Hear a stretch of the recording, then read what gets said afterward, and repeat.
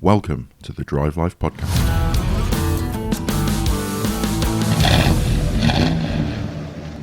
With me today is Mark, Sean, and we've got Amy from the Motorist. So I guess we're pleased to announce that we are now officially sponsored by the Motorist and we're recording here today. So welcome everybody. Amy. Hello. Hi. Hello. Before we get started, a word about our sponsor, Car Calendar. If you're looking for your next car event, club, or petrolhead friendly venue, you can find it with Car Calendar. Discover hundreds of upcoming events, car clubs, and car venues on the UK's biggest car events platform. Search by location and radius, favourite your events, buy tickets with ease, and follow your favourite clubs and venues to be the first to hear about their upcoming events. If you're an event organiser, you can list your event, your club, or your venue free of charge. You can sell tickets directly in the app and track the performance of your event. Car Calendar is available online and in your app store. Just search for Car Calendar. Now back to the podcast. So today we're going to be talking a lot about previous events, upcoming events, the world of car events, and some club news and that kind of thing. So let's just get into it because it's been an action-packed few weeks. There's a huge list of things that we've done this month between us. So the Coast to Coast tour, I think, is the first of them. Yes, yeah, coast to coast from East Coast. So we went from Sands End over to what was the place on the West Coast called? We went to the West Coast anyway. St. Bees, that's what it's called, St. Bees. So we started from the NY 500, went over to Sands End, then we drove into the Lake District, and then on day 2 we drove from the Lake District to St. Bees, and then from there back again. And really great tour. So we had loads more cars on that than we usually would have. We had 30 cars, I think, on that one. Wow, that is a lot. So 30 cars. So we were all officially grouped up. So we had 4 separate groups, ran on that trip, spaced apart time-wise. And then it was the first trip as well that we ran a separate media car. So our photographers were running ahead, which really helped to capture great content for each individual group on that trip. But yeah, it was really good. I enjoyed it. It was a different tour because we always, like Mike was saying on the last podcast, we always do north to south or south to north trips. And this one was an east to west one. It was busy in places, but we already anticipated that because that's what the Lake District is like. You're never really going to get a quiet moment there. But yeah, it was really good. And the highlight for me was actually after the evening meal, we took just 3 cars up to Honister Pass. That wasn't planned, but it was. That's a Slate Mine. That's a Slate Mine, yeah. That was and it was like sunset and perfect weather, and yeah, awesome place. We got into a lot of trouble for one car doing donuts in the car park, but other than that, it was. It makes for good photos though, donuts on a Slate Mine. But other than that, it was really, really good. Misbehaviour. Tut. Well, yeah, Honister soon let the person know they weren't happy, so we soon stopped. But yeah, it's an awesome place, and when you go middle of the day, you can't really take a car group up there. The tourism and if you meet other cars on those single track lanes, it's hard work with a group of cars. But for going at that time of night, it's definitely something I would do again. Sounds really good, and that leads us nicely into the next tour I want to talk about, which was specifically just for photography. So this was a first. We've never done a drive like this before where it's not actually about the driving. It's just about getting as much high quality media content as we could in one day. Mm-hmm. We really didn't know when we launched that what the uptake was going to be like, how many cars we were going to get. And it was absolutely packed. I think there was probably a plus 50% oversubscription. We could have made it. Yes, yeah, there was. Twice as big. Yeah, so that's an event that we'll definitely try to run at least once a year, maybe twice. Choosing different photo locations each time. But yeah, essentially it's a little bit of different format to what we would usually do because usually it's more about the driving experience and choosing roads that are, quiet and this time it was more of a point-to-point drive to different locations that were good for photography, and we allowed enough time for the media team to be able to capture some really special stuff for each of the members that attended with us. And I actually quite enjoyed the change in format, because usually there's a lot of pressure on, I guess, the lead drivers to be, going on a spirited run. We're faced with challenges with traffic and getting people safely past cars. And this time it was more of quite a relaxed pace. There wasn't that as much pressure to keep the group together, because everybody knew where they were going, and it was more direct routes. So I quite enjoyed it. But we got a lot of media out of that day, some really special places.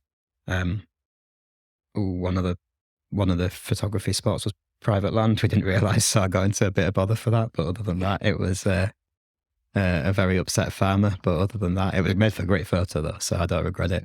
But other than that, it was a really good day. And we ended at, well, we didn't end at Tan Hill, but Tan Hill was one of the last stops, and it's quite always quite a special venue up there, especially when you go up that high, and it's really great weather up there as well. Yeah, we couldn't have picked a better day for it weather-wise. It was absolutely wall-to-wall sunshine the whole day. So, sometimes that makes the photos challenging, but it was still just a nice, enjoyable day. Yeah, and the media, I think, has just actually been sent out this morning. So as of this morning, people are receiving the photos that we captured, and they came out really well. So Josh is in the background, and well done, Josh. So Tan Hill, we also went up there on the solstice for an evening drive. Yeah, so that was a third visit there in a month, just because of the way that the tours sort of ended, the way that the routes on our recent tours were. But you led that drive, didn't you? Yes, I did. Again, weather was spot on for us there. It was great seeing sunset up there. I suppose the biggest challenge really was the car park when you get there. It's just a bit of a free for all really, but car park wise. But it's great. The staff there are really friendly, and actually the food was really good as well. So that was a bigger surprise. I wasn't expecting it to be quite as nice as it was, but again, just a small group. But I think it's definitely something I want to repeat next year. That summer solstice. It's nice. It's nice to be able to do that. Yeah. But speaking of summer solstice, we spoke briefly on the last podcast about it, but you did a challenge of your own, didn't you? Yeah, we officially branded it the Sunrise Tour, because it's hard to. We don't want. It's not a race. It's not a rally. It's not chase the sun. Which is effectively racing the sun, chasing the sun, from Land's End to Lowestoft. So that's the most westerly point of England to the most easterly point of England. And the challenge is to do that between sunset and sunrise. So you leave Land's End the minute the sun goes down, and the idea is that you're there before the sun comes up in Lowestoft. And on the face of it, you think, well, that's going to be quite easy, but it's 460 miles and you've only got 7 hours to do it, which gives you an average speed that you can achieve within the speed limits, but it's very, very hard. So we got a small group of us together to do that challenge. Well, we had something like 8 or 9 cars, were you on? Yeah, I think it was 8 of us in total in the end. Yep. I'm pleased to say we all did it, and we all did it quite comfortably in the end. So how comfortably?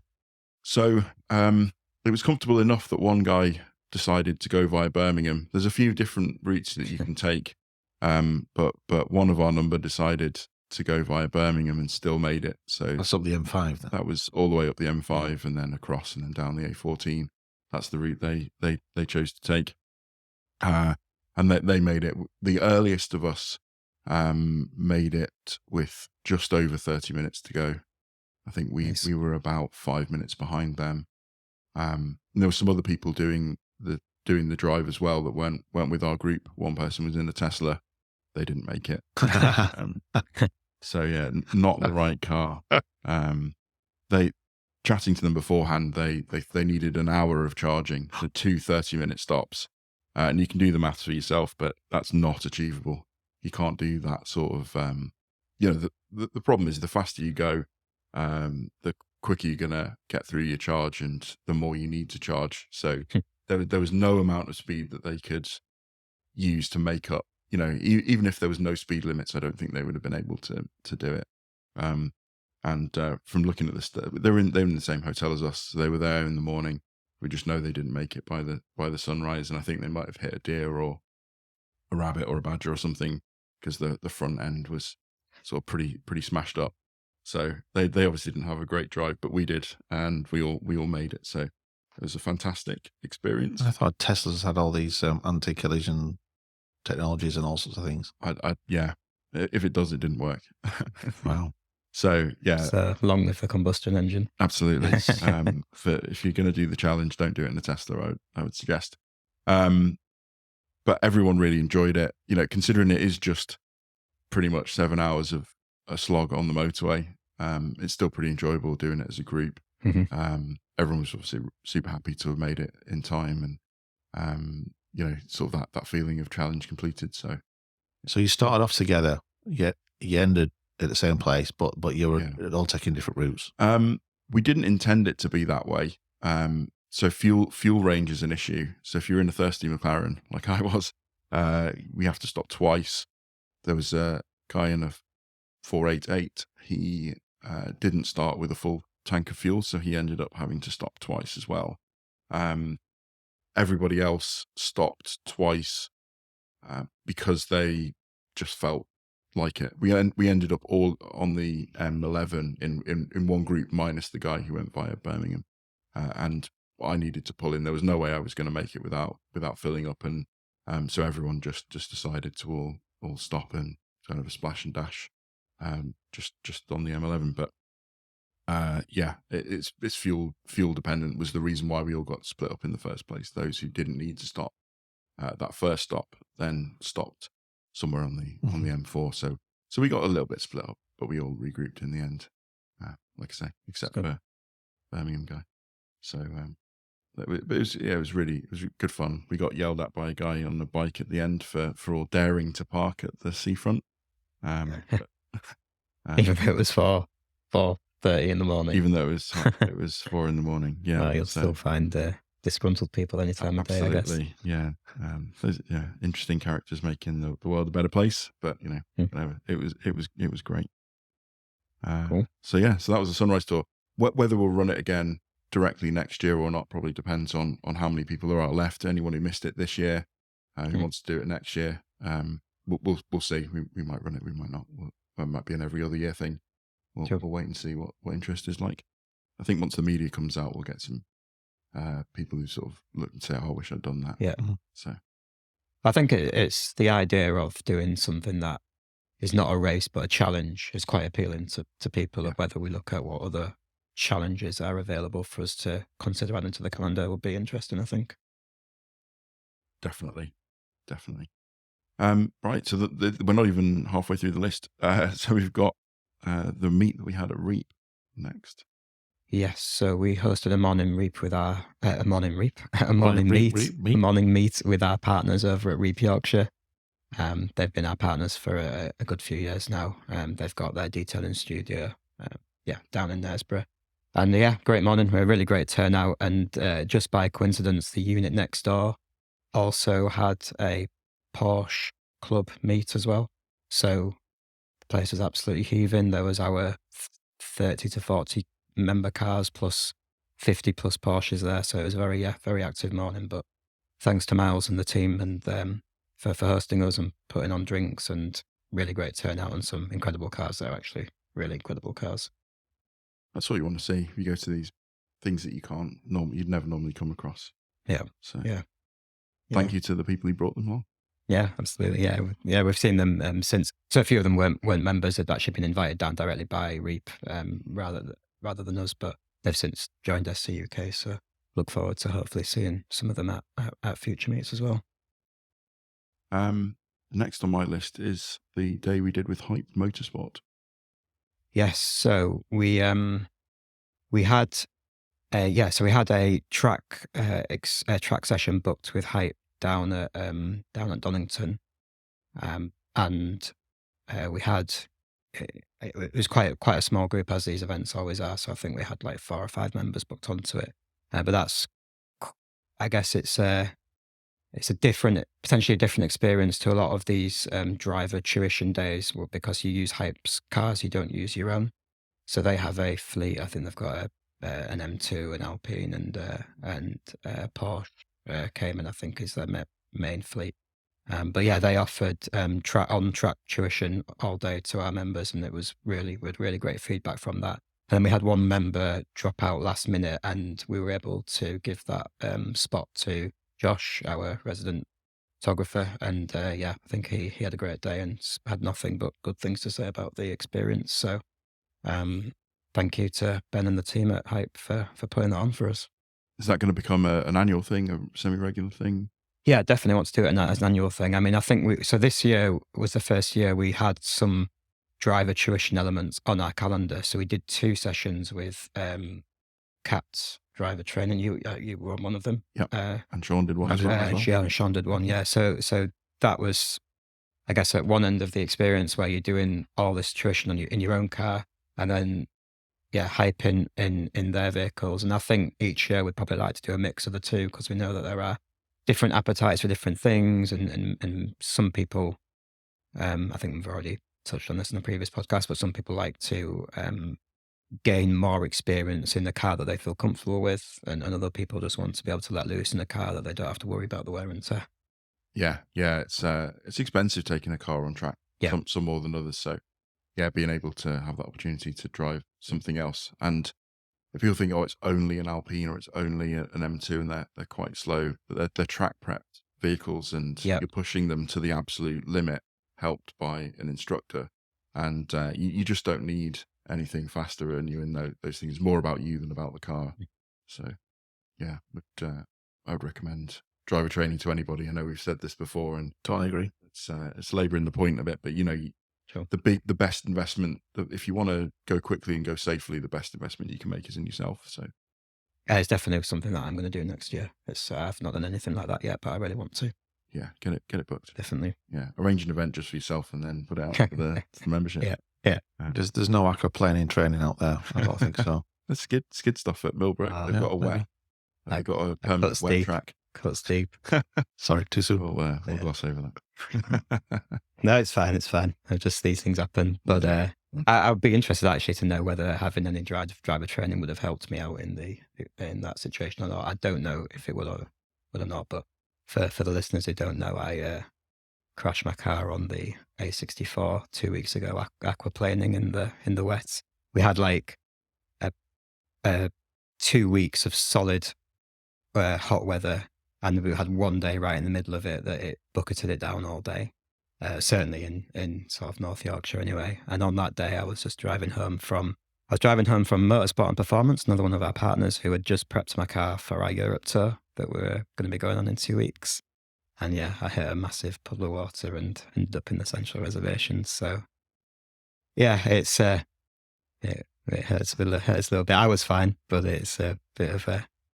And you were taking it steady as well. I was taking it steady, yeah, which is, I don't want to say it's even more frustrating, but like if I had a reason, if I could pin it on a reason saying, I was being stupid, I was driving too quick for the conditions or whatever, then which is what people assume. Yeah. Definitely. Yeah. I mean, I'm sure everybody passing me on the hard shoulder with a smashed up Mustang probably thought, what an idiot. I bet he was doing 100 in the rain, and I really wasn't. I was around about 60. And to be honest, I was playing fuel bingo. I didn't want to fill up in the rain, so I was on quite low range and I wasn't going quick, so I was saving my miles to the gallon, but it still went wrong. So and I had at least 2 of my tyres were brand new, but sometimes these things happen. So it's been a mad dash to try and arrange get something sorted for the next Europe tour that's coming up we're both doing Europe tours, so we've got 2 tours coming up. Sean's doing week 1, which starts on this, it'll be after this podcast, so it will already have happened by the time the podcast goes out, but as of now, it's in 3 days' time. Mm-hmm. And then mine's the week after. So I'm the lead car on week 2, so I can't do a driving tour without a car. So it's been a bit of a mad dash to get something sorted, but just about there with that. But you've actually been offered quite a few cars before you managed to sell. I have, yeah.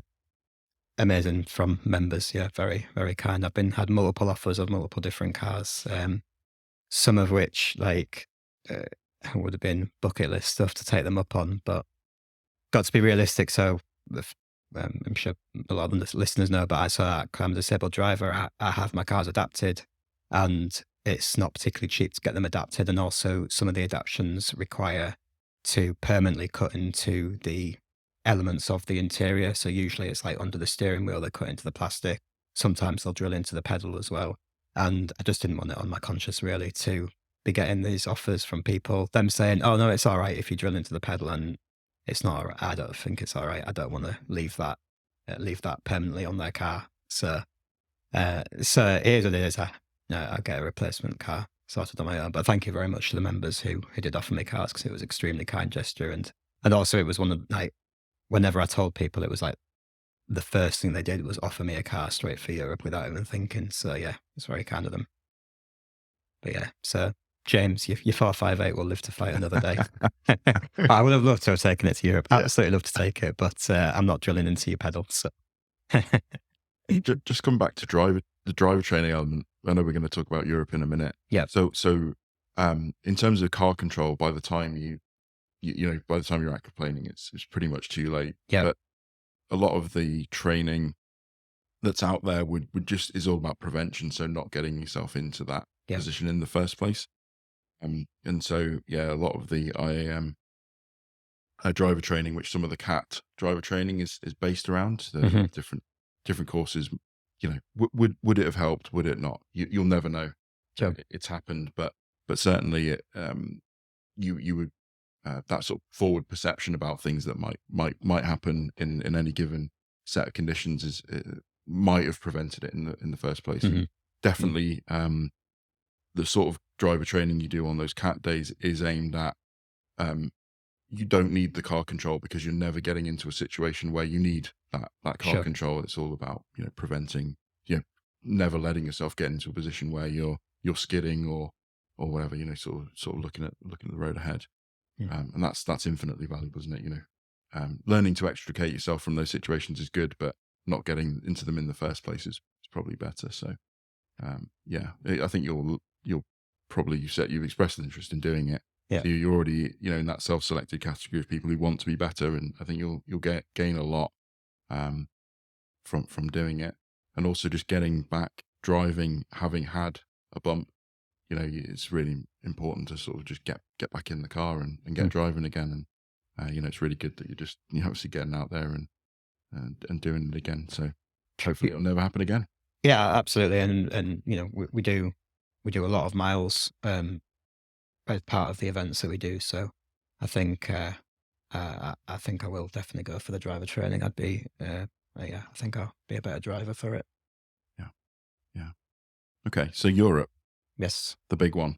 Yes. Biggest annual SUK event, isn't it? I would say. It is. Well, it has been for years, and it's just grown and grown each year round. And obviously, we did it first time. We did it in 2019, obviously pre-pandemic, and then we had it booked to do it in 2020. Obviously, that didn't happen for obvious reasons, and we actually still weren't able to do it in 2021 for the same reasons. The kind of pending restrictions for travel prevented us from being able to go into Europe as well. So 2022, last year, it was oversubscribed massively. It was a big group, and everyone enjoyed it. So when we advertised it for this year, which we advertised back in August, September time last year, we knew that we'd already got interest shown that far exceeded the spaces that we would normally put on the trip. So we come up with this idea of, why didn't we do it twice, back to back? So that's what we're doing. Because it sold out in minutes, didn't it? I'm pretty sure the first trip was gone practically instantly. I know the first time I looked at it, it was full already. Yeah. Yeah, I would say that the first trip was minutes, and then the second trip, it was half full in a similar time period. And then over the course of the next few weeks, the remainder spaces went. But yeah, it was very popular. So thank you for everyone who signed up. I'm looking forward to hitting the roads in Switzerland. The route's been out for a few days now, and I've had time to digest it. And we really are taking in some properly stunning parts of the world. Some of the best passes, the best locations for photos and everything. I'm really excited for it. You should be. Yeah. The media content should be next level as well this year. So there's a bunch of improvements that's been made on the media front, because what's the point in doing a trip like that if you can't boast about it afterwards with all the awesome photos. Yeah, with so this year, obviously we're covering a lot of the similar roads that we did do last year, so we've kind of got a good awareness in terms of what's ahead. Also, Josh, our resident photographer, he accompanied us on his trip last year. He was one of the 2 photographers that we had. He's lucky enough now to be he's going to be spending 2 weeks out there. He's going to be in his own media vehicle. Which we've James for sorting out that one. Yeah. So yeah, he's going to be touring Europe for 2 weeks solid. And at one point you're going to have I think another 3 more photographers / videographers with him as well. So literally, we're going to have all the bases covered, I think, over that period of 2 weeks. Yes. So week 1, we've got Josh and Peter, and a separate videography company. We'll all be riding in our new media car. And then week 2 is our other resident photographer, Harry, will be coming over in my car over into Europe and then jumping in with Josh. So media on both trips is going to be really, really well represented. So has Josh been told that he needs to clear out all the sweet wrappers and crisp packets and stuff? Because after a week, it's kind of probably going to be quite... Yeah, you're a bit ripe in there. Yeah, a little handheld Dyson in his car or something to sort that out, I think. Expect it to be pristine, Josh. Yeah. Okay, good. No, yeah, looking forward to that. I mean, that's the first. So we, like I mentioned on our coast to coast trip, was the first time we ran a separate media vehicle. Usually media would ride with one of the lead drivers, and it worked really well. We were happy. Sometimes it's not as easy. So we were going to do it in Wales, but the routes in Wales didn't really lend themselves to any shortcuts. So there was no real point where like Josh could get ahead of the group anyway. But on the coast to coast trip, it worked well, and similar in Switzerland. So we're going to be able to capture loads of really great media. It's a 330D touring, so it's got the hatch at the back that you can open up to shoot out of the boot. And yeah, we've got photography and video covered, so I'm looking forward to seeing what comes of that. Yeah, perfect. So it's not just SCUK events that we want to cover. Obviously, Car Calendar has loads and loads of events listed on it, so you can find car events near you. One of the places very near to us right now, because we're in it, is the Motorist. And obviously, Amy's joined us. That was a smooth segue, Martin. That was a really smooth segue. Well done. We'll edit that bit out. Okay, no problem. Yeah, I keep it in. Then it's like a compliment. Slide the conversation over. Yeah. So yeah, we're here in the Motorist. And Amy, you've got turned up very well organised today with a diary. So I guess you've got the rundown on what's happening here over the next few weeks. Yes, it's just our generic Wheels and Wings on a Wednesday evening from 5 till 9. Our bikes and bonnets is starting to pick up now, the nicer weather. Again, that's on a Thursday, 5 till 9. And then Saturdays are our Motorist Club, so we tend to feature those days. It's different every Saturday. And then on our Sundays is our Coffee and Cars. That's 10 till 4. And the main big one this year that we've got coming up will be the 12th of August, which is our TV Cops and Cars. So that is put on by a gentleman called Ben Pearson, who used to be a traffic cop, and he now does it as a PTSD awareness charity. So yeah, that'll be a big one. What's involved in that day? Is it just police cars and... Police cars, sports cars. I know they've booked out, the full entire venue is full of different cars all the way through, from American police cars down to, pre-war classics. A lot of sports cars and hypercars are due to be turning up as well. So it'll be a pretty good one. Awesome. So people can just turn up to that? Yeah, absolutely. Yeah. Just turn up. Any time of the day, pop along, they'll be here. And they will be obviously trying to raise money for their charity. Okay. Well, that sounds like a great event. Yeah, I think we're going to come down to that one for sure. Certainly attend that absolutely. one. So things are growing here, right? Trying to think when the first time I came to the Motorist, it was before the restaurant was here. We were talking before we started recording about the burger van, and I think I might have been slightly after the sort of initial bit of the burger van, but it definitely feels like it's growing. So it's huge. How's it going? It's gone from one extreme to the next, really. Like we said before, it started as a burger van, and it's just grown from then. The burger van was obviously in what was the MOT bay. It then moved over to what is now the body shop. Moved into there, put an actual kitchen in there, kept that as a cafe, and then it got even bigger that we then moved the cafe into what was the showroom, and then decided to build the restaurant from there. So it's just, it's huge. Victim of our own success sometimes, I think, with the traffic. But, you know, we're just looking at ways that we can improve that all the time, improve the customer journey, from the queues getting in to then the queues getting served, or the food that we serve, down to even the products in our new store as well. You know, we look at, we open that not knowing what people will buy, what people wanted from us. And we just evolving, you know, from that, seeing what people buy, what they're interested in, and making sure that we pick up on that and bring them into the new store. So, yeah. Yeah, because for those of you who are listening but you've never been to the Motorist, the way in is a single track road. So there's a sort of a country lane, I suppose you'd call it, just a regular road, and then it narrows right down to just a single track way in and way out. And on busy days, that's caused some chaos. Yeah, that's one way of chaos. putting it. So, and the car park at the back, that's changed quite a bit since I first came here. So I guess you're just taking steps as time goes on to build. Yeah, there's a lot we can't do due to planning, due to it being, you know, green land.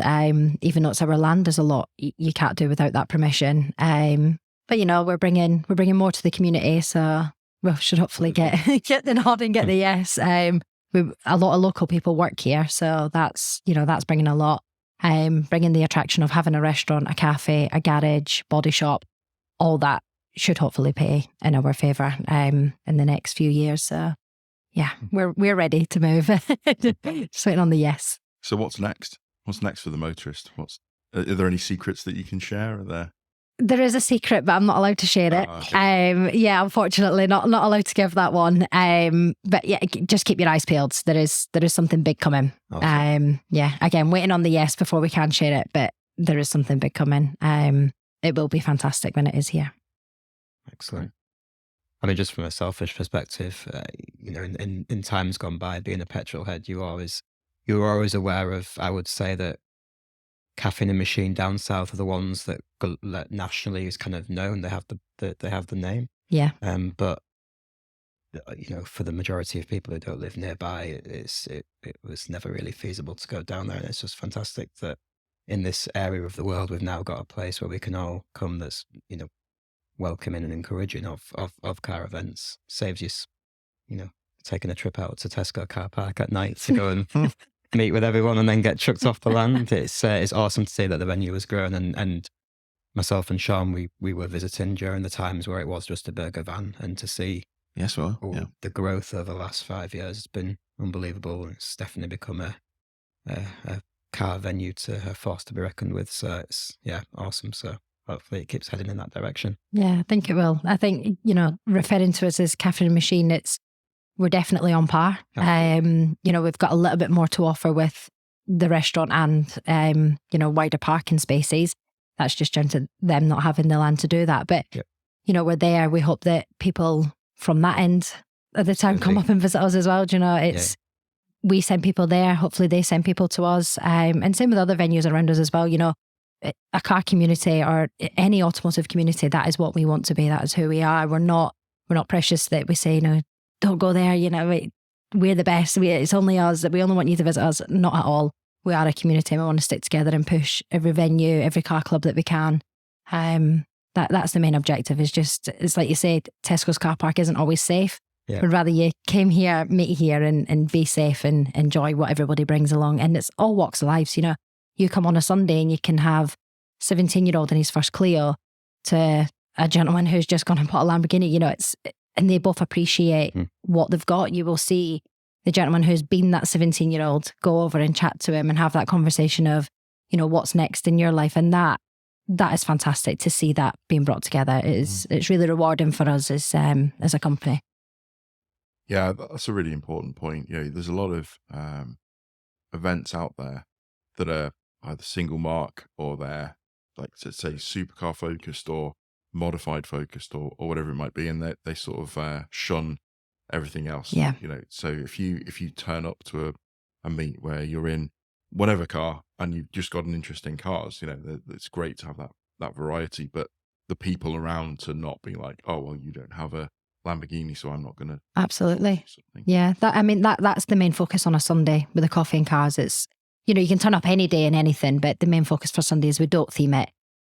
Turn up, enjoy what's here, enjoy the restaurant, the shop, and all the different vehicles that turn up. Yeah, whether that is a 2-wheeler to a 4-wheeler, it's, yeah. So what's been your personal highlight? That can be an event or something that's happened or whatever while over the motorist sort of journey.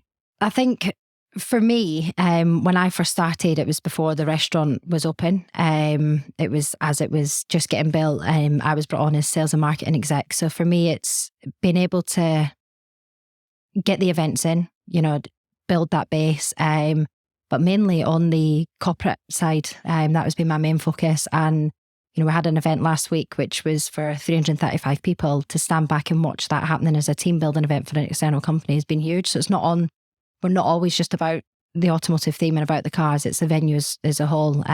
Massive to see that building and growing. So we are, rather than going to a hotel and sat in a dingy room, it's nice for them to be able to come to somewhere that is interesting. And same with the focus on weddings, car enthusiasts that are getting married, they just absolutely love it here.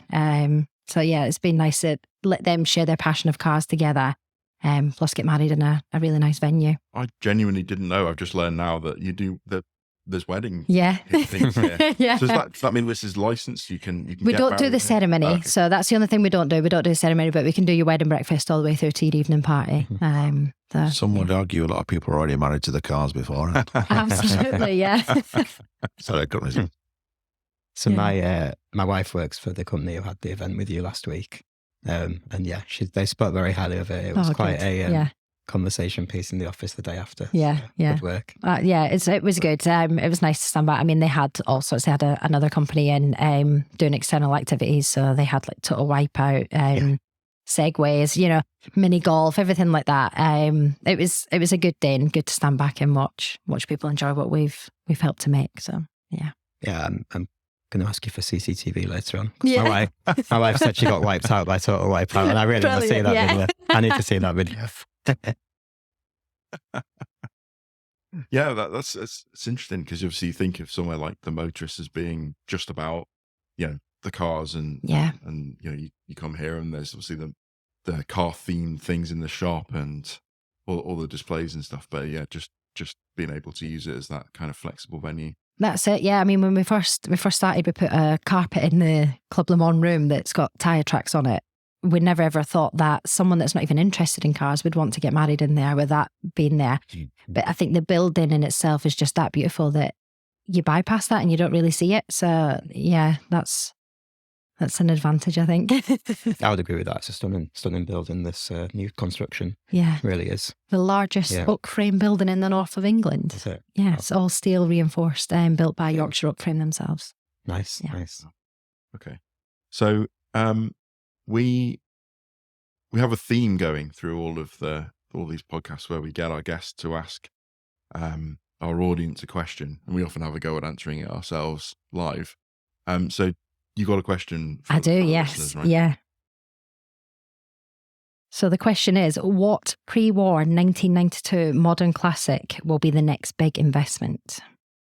Pre-92. So that's aimed squarely at the 25-year rule. Yeah. Making certain cars rocket. Okay. So for those of you listening who don't know what that means, the US have an import restriction on cars. So if a car model wasn't originally sold in the US, it can't be imported into the US until it becomes a classic, which for them is 25 years and older. So there's certain cars that were sold in the US that were also sold in Japan, and those cars are kind of cool, but they never really rocketed in value. Whereas certain cars, they were never sold in the US, and there's sort of a car culture built around them. And when they hit that 25-year mark, there's a massive market for that in the US, and so values rocket. So I guess you were trying to predict what the next car will be that's going to be on that upward tick. So I know what came to my mind straight away. Do you guys have any initial thoughts? What do you think? What thoughts? I'm not. My problem is that my classic car knowledge, I think, might be poorer than it should be, or my from that generation. I mean, when I was like that age, I think it was the Maestro that my parents were driving around in. Wow. And the question is that will that become one for if there are any examples out there that have been kept in meticulous condition? So like the one my parents had rusted, water came through the roof. They had multiple that water came into the car. And I wonder if, because a similar thing has happened, I guess, with the early Fiestas, hasn't it, where they've now become classics, and a lot of them are quite valuable. So I don't know what the current value of an immaculately kept Maestro is, or if any of them existed without rusting to death. But maybe it could be that. I don't know. Maybe. So pre 1992 is probably maximum what? JK Reg. L would be 92, wouldn't it? I think sort of maximum. So I'd probably just taking myself back to that one. When at that sort of age, for me, the ultimate car at that time would have been something like a Mark III Golf VR6, something like that. Which to see one today in mint condition is pretty rare. Yeah, definitely. And the Corrado as well. Yeah, I think absolutely. The Corrado was a thing. But didn't they sell them in the US? I think there was US DM. Yeah, we'd probably call them rabbits or something like that. Yeah, they would have been called something daft. But yeah, so I think when the recipe generally, so the Skyline's the sort of obvious one, because they were never sold in the US, as far as I'm aware. And there are probably people out there who will know definitively and be shouting at their smart speaker or whatever they listen to this on. But the Skylines have rocketed because they're all being exported to the US. And I think in that, not just the 25 plus year old ones, so not just the R32, but like R33s and even R34s are starting to rocket in anticipation of them being exported to the US. So I think the recipe is basically, it has to be really cool, and it has to be not sold in the US to really have that sort of rocket appeal. So something like the AE86, they were sold in America, so Corollas aren't worth the sort of same money that Skylines are. But there was some chaps I was talking to. I was down at Millbrook for something else, not for the cat driver training day, and they all had Celicas, and they were all hoping that their Celicas were going to rocket because of the 25-year rule, and they were all they're sort of $2 or $3 grand cars at the moment. So I think that's probably on the optimistic side. But it is crazy to see, like, maybe not within the 25-year rule, but if certain cars, how the value of them now is crazy. Like, yeah. I know that. Well, one that always sticks in my mind because it's the car that I wanted when I first started to drive, but the Ford Focus RS 500, the matte black one. Yeah. Okay, there was only 500 made, so they are quite rare, but still, I've seen them up for 80 to 100 grand. Wow. In places. I'm sure Redline had one for 80 grand a couple of years ago, and it's just crazy to see that's minimum double what it was actually at the time of purchase. Yeah, that's fairly crazy.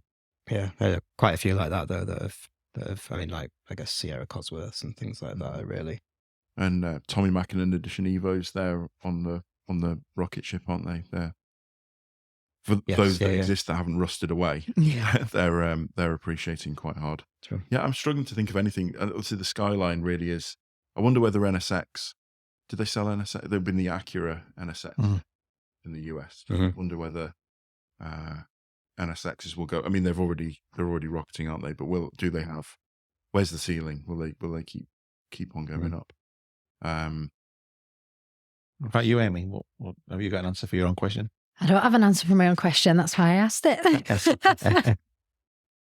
Whatever we say, maybe we can move the market. Yeah, maybe that's it. Yeah, exactly. Yeah. Maybe you're in the market and you're trying to get some inside information. That might be it. Yeah. Yeah, there's so many cars out there. I mean, trying to predict the market. If you'd have tried pre-COVID, I mean, you could basically have just bought any car on Auto Trader pre-COVID and made a profit. Yeah, or van. Yeah. Whereas now it all feels like a bit of a bubble, doesn't it? I mean, there's certain cars that are never going to come back down. Certainly not in our lifetimes, like F40s, and they've left. The train's left the station. F50s. So at Supercar Fest, I was chatting to, there was a single gentleman who brought his F40, his F50, his Enzo, and his LaFerrari all to Supercar Fest. And he was talking about the values of his F40 versus F50. So the F40 he paid less than 200 grand for back in the day. Yeah, wow. So he's made a fortune. His F50, he didn't say exactly how much he paid, but the implication was it was less than the F40. And he reckoned his F50 was appreciating £1,000 a day at the moment, which is a nice position to nice be. Yeah. It's about the same amount what you put in fuel into that. Probably. If I had one, I'd definitely be doing multiple tanks a day. But the thing is that the LaFerrari is still there or thereabouts, isn't it? They were over 1 million. They're still over 1 million. They're not good. Then they never did the dip part of the depreciation curve. So I think these days people are sort of expecting cars to hold their money or be investments and things. So I think the market's sort of broken. So trying to predict what's going to just be overpriced forever and what, like, it's a great car, but if you're trying to buy a BMW M2 at the moment, they're completely crazy compared to what they were.